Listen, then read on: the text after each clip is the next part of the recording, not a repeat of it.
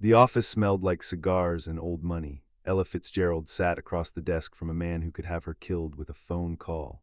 "Here's $500, he said, pushing an envelope across the mahogany surface. "That's what you're getting." Ella didn't touch the envelope. "The contract says 2,000. The man, let's call him Mr. Carbone because that's what everyone called him, never his first name, smiled. It wasn't a friendly smile. "The contract says whatever I say it says, sweetheart." This is the story of what happened in that office over the next 20 minutes. Of Ella Fitzgerald refusing to back down from a mobster who owned half the nightclubs in the city. Of a conversation that could have ended with her body in the Hudson River. And of the courage it took to look a dangerous man in the eye and say, "I'm not." Leaving without my money, early 1950s, the era when organized crime controlled a significant portion of the American nightclub industry, particularly in major cities like New York, Chicago, and Las Vegas. If you wanted to perform at certain prestigious venues, you were performing for mob-owned establishments. That was simply how it was. The arrangement usually worked smoothly. Clubs wanted good entertainment to draw customers. Performers wanted good venues and decent pay. The mob owners took their cut, laundered their money through the clubs, and everyone got what they needed. As long as performers didn't cause trouble, things ran professionally. But there was always an understanding. The mob was in charge. They made the rules. And if they decided to change the terms, reduce your pay, add extra shows, whatever, you didn't argue. You took what they gave you and said thank you. Ella Fitzgerald was in her mid-30s in the early 1950s, already an established name in jazz. She'd been singing professionally for nearly 20 years since her Apollo Theater win in 1934. She'd recorded dozens of songs, won awards, built a reputation as one of the finest vocalists in American music. But she wasn't yet the international superstar she'd become later. She wasn't yet recording the songbook series that would make her a household name. She was successful, respected, making good money, but still dependent on club bookings for significant income. When the offer came to perform at the Sapphire Room, one of the most prestigious nightclubs in New York City, Ella's manager brought her the details. "It's a great booking," he said. "5 nights, prime weekend slot. They're offering $2,000. $2,000 for 5 nights was excellent money in the early 1950s. Ella could live comfortably for months on that. "What's the catch?" Ella asked. Her manager hesitated. "It's a Carbone club." Ella knew what that meant. Vincent Carbone, or Mr. Carbone as everyone called him, was a known figure in organized crime. Not a street-level enforcer, but a higher-level operator. He owned several nightclubs, a few restaurants, had his fingers in various businesses, both legitimate and otherwise. He had connections, power, and a reputation for being pleasant right up until he wasn't. "Are they legitimate about contracts?" Ella asked. "Usually. Carbone runs his clubs professionally. As long as you perform well and don't cause problems, he pays what's agreed. Usually. I've never personally had an issue with him. Other acts have performed there without problems." Ella considered. $2,000, 5 nights at a prestigious venue. Yes, it was mob-owned, but so were many clubs. You couldn't avoid that reality if you wanted to work. "All right, book it." The contract was straightforward. 5 nights, Thursday through Monday. 2 shows per night, 9 p.m. and 11 p.m. $2,000 total, paid at the conclusion of the engagement. Standard terms, professionally written. Ella signed, her manager countersigned. The Sapphire Room confirmed. The engagement was set for late March. Ella arrived at the club Thursday afternoon for a sound check. The Sapphire Room was beautiful, Art Deco design, plush seating, excellent acoustics, a stage with proper lighting.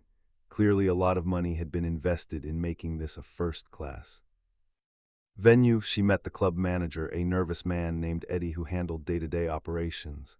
"Mr. Carbone wants everything perfect," Eddie said. "You need anything, better mic, different piano, whatever, you tell me immediately." The band she'd brought, piano, bass, drums, set up and ran through a few numbers. Everything sounded good. Thursday night's first show went brilliantly. The Sapphire Room was packed, well-dressed couples, business types, people who could afford the premium prices Carbone charged. Ella performed beautifully, the audience loved it, and the 11 p.m. show went equally well. Friday was even better. Word had spread that Ella Fitzgerald was performing at the Sapphire Room. Both shows sold out. The audiences were enthusiastic, appreciative, exactly the kind of sophisticated crowd that understood good jazz. Saturday, Sunday, Monday, all excellent. By the final show Monday night, Ella had performed 10 sets over 5 days, all to sold-out crowds. The Sapphire Room had made serious money off her performances. After the final show Monday night around 1 a.m., Eddie, the club manager, approached Ella in her dressing room. "Great week, Miss Fitzgerald. Mr. Carbone would like to see you in his office to settle payment." This was normal. Ella had been paid by club owners in their offices dozens of times. She freshened up, gathered her things, and followed Eddie through the backstage area to a corridor that led to the administrative offices. They passed two large men in suits standing outside an office door. The men didn't smile or acknowledge Ella, just watched with flat, professional eyes. Enforcers, Ella realized, muscle, there to make sure. Nothing happened to Mr. Carbone. Eddie knocked on the door. A voice from inside said, "Come in." The office was large, well-appointed. Dark wood furniture, expensive carpet, a desk that probably cost more than most people's cars. Behind the desk sat Vincent Carbone, late 40s, well-dressed in a tailored suit, salt and pepper hair slicked back, the look of a successful businessman if you didn't know what business he was really in. Two more large men stood against the walls, more muscle. Ella counted 4 enforcers total, 2 outside, 2 inside. This was more security than a club owner should need just to pay a singer. "Miss Fitzgerald," Carbone said, standing and gesturing to a chair across from his desk. "Sit, please. You want a drink? Coffee?" "No, thank you." Ella sat. Eddie remained standing near the door. Carbone sat back down, opened a desk drawer, and pulled out a manila envelope. He set it on the desk between them. "You did good work this week," he said. "Crowds loved you, made me a lot of money." "I'm glad the engagement was successful," Ella said professionally. "Yeah, very successful." Carbone leaned back in his chair. "So successful, in fact, that I'm thinking maybe we underpriced it." Ella felt a small warning tingle. "The contract specified $2,000 for 5 nights. Right, the contract. Thing is, Miss Fitzgerald, I've been thinking about that number. 2,000 seems high for 5 nights. That's what we agreed to. What we agreed to before I knew how good you'd be. Now that I've seen the actual performance, I'm thinking it's worth less." Ella kept her voice calm. "Mr. Carbone, I fulfilled my contractual obligations. I performed 10 shows over 5 nights, all to sold-out audiences. The contract specifies $2,000. Carbone pushed the envelope toward her. "There's $500 in there, that's what I'm paying." Ella didn't touch the envelope. She looked directly at Carbone, keeping her voice steady despite her heart rate increasing. "The contract says $2,000. Carbone's expression didn't change, but something shifted in the room. The two enforcers standing against the walls seemed to stand a bit straighter. Eddie by the door looked nervous. "You know who I am?" Carbone asked. "Yes." "Then you know I don't have people questioning my decisions in my own office." "I'm not questioning your decision. I'm asking you to honor a legal contract." Carbone leaned forward. "Let me explain something to you, sweetheart. This is my club, my business, my city really, if we're being honest. When I say you get 500, you get 500. You don't like it, you can complain to."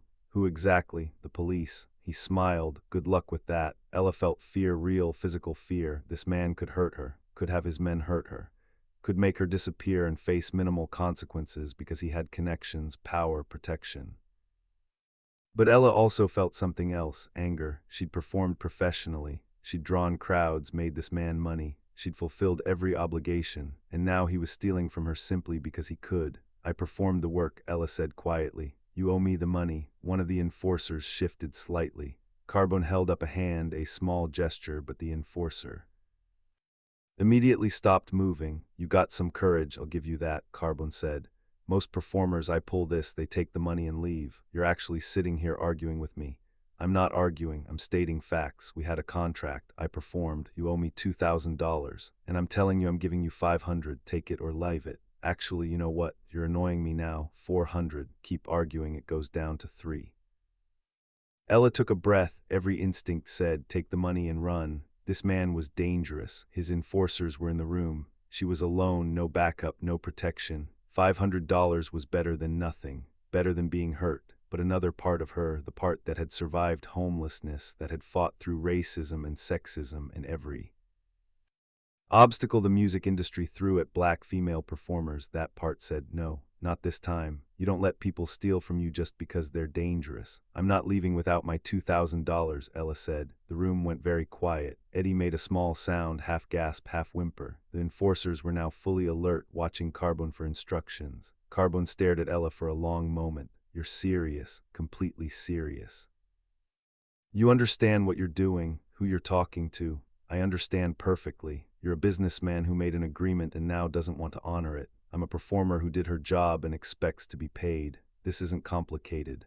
It's very complicated, sweetheart, because if I let you walk out of here with 2,000 after I said 500, everyone in this city will hear about it. They'll think Vincent Carbone can be pushed around. They'll think they can question me, demand things, not follow my decisions. I can't have that.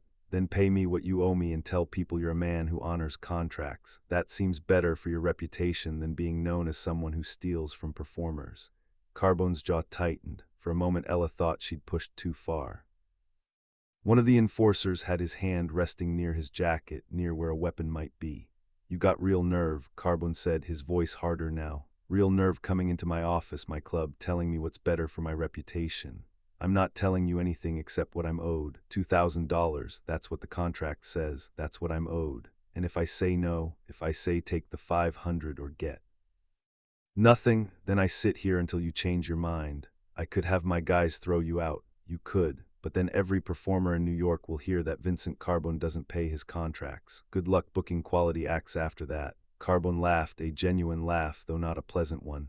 You think performers won't work for me because I stiffed you. They'll work for whoever pays. They need the money.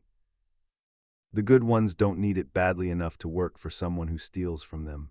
You'll get desperate acts, second-rate talent. Your club's reputation will suffer, all because you wanted to save $1,500. The standoff continued, Ella and Carbone staring at each other across the desk, the envelope with $500 sitting between them untouched, the enforcers watching, waiting for orders, Eddie practically holding his breath by the door. Finally, Carbone spoke. You know what happens to people who don't show me proper respect? I'm showing you respect by expecting you to honor your agreements. Isn't that what respect is? Treating someone like their word means something. Another long silence, then Carbone opened his desk drawer again. He pulled out more cash, counted it deliberately, and added it to the envelope. When he pushed the envelope across the desk this time, it was noticeably thicker. 2,000, he said flatly. Count it if you don't trust me. Ella picked up the envelope, opened it, and counted quickly. $2,000 exactly. Thank you, she said. Don't thank me, and don't ever work for me again. Understood. Ella stood, put the envelope in her purse, and walked to the door. The enforcers didn't move to stop her. She walked past Eddie, past the two guards outside, down the corridor, through the club, and out onto the New York City street. Only when she was 3 blocks away did she allow herself to shake. She'd faced down a mobster, demanded her money, and survived, but she'd also made an enemy. Vincent Carbone's reach extended across the city. He could blacklist her from multiple venues, could make her professional life difficult.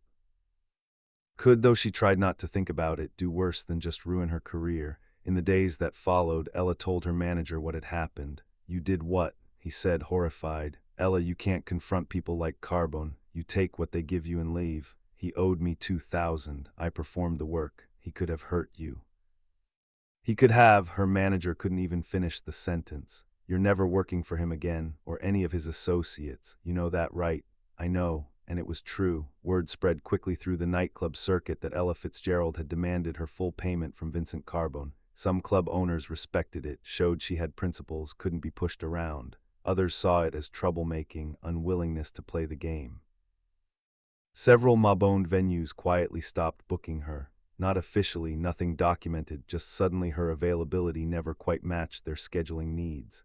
Ella's career didn't end. She was too talented, too in demand for that. But certain doors closed, certain opportunities evaporated. Years later, after Ella had become an international superstar, after the songbook series made her famous worldwide, after she'd won Grammys and performed for presidents, an interviewer asked if she had any regrets about her career. Just one, Ella said. There was a time in the early 50s when I had to stand up to someone powerful who tried to cheat me. I knew it would cost me work. It did, but I don't regret demanding what I was owed. Would you do it again? In a heartbeat. Your integrity isn't for sale, not for $2,000.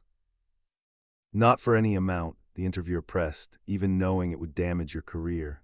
My career survived just fine. What wouldn't have survived is my ability to look at myself in the mirror. I performed the work. I deserved the pay. Standing up for that was worth whatever it cost.